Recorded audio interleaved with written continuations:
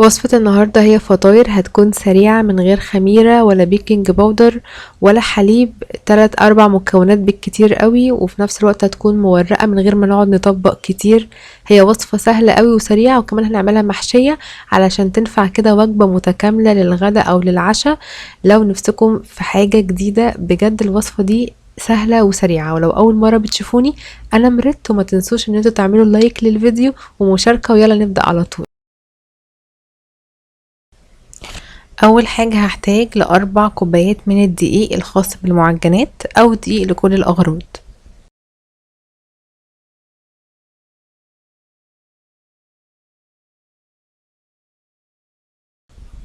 هحتاج معلقة صغيرة ممسوحة من الملح ومعلقتين صغيرين من السكر. الوصفة دي مفيهاش خميرة، مفيهاش بيكنج باودر، هي عبارة عن دقيق ومية وحبة زيت هنحطهم في الاخر، هقولكم مقدارهم ايه. فعجينة الفطاير سهلة جدا. بالنسبة للمية هضيف كوبايتين من المية الدافية.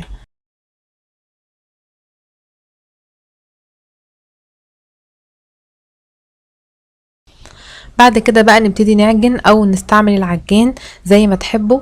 بعد ما اتاكد ان العجينه ابتدت تلم شويه، في المرحله دي بقى هضيف 3 معالق كبار من الزيت، وبعد ما هضيف الزيت هكمل عجن تاني.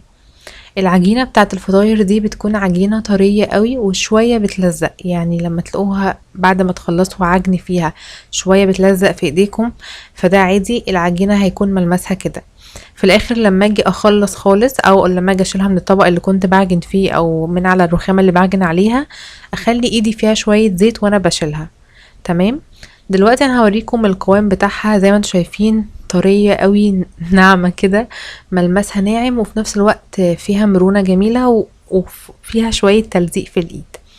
طبعا هي ما فيهاش خميره، بس انا برضو هريح العجينه بس 10 دقايق. في ال10 دقايق ديت انا هحضر الحشوه. بالنسبة للحشوة اللي انا هستعملها هتكون هستعمل صدق وشوية خضار. تمام. طبعا لما اجي اريح العجينة انا يعني هقسمها لقطع. شوفوا الصينية اللي انتوا هتستعملوها حجمها قد ايه، وهقسمها لقطع تقريبا هتعمل معايا 9 وحدات 8 وحدات. هعملها كور واغطيها واسيبها ترتاح على بال ما تحضروا الحشوة بتاعتها.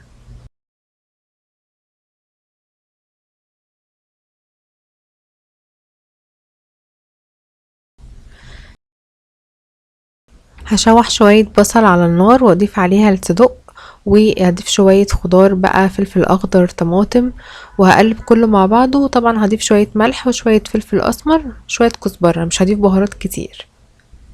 وبعد كده هقلب واسيبها على النار حوالي كده 10 دقايق.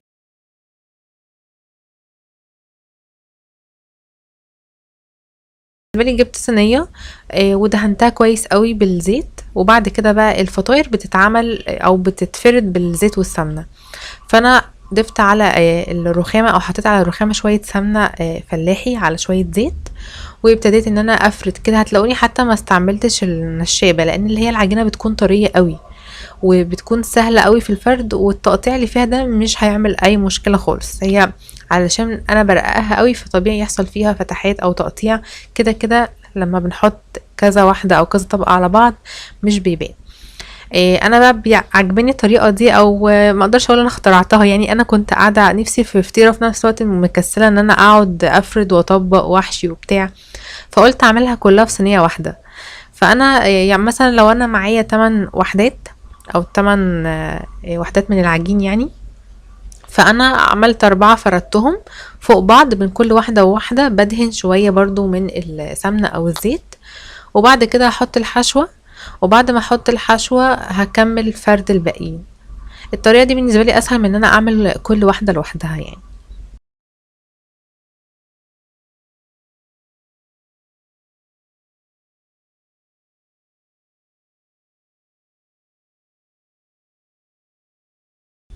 هنا بقى هضيف الحشوة بتاعتي اللي هي الصدق بالخضار.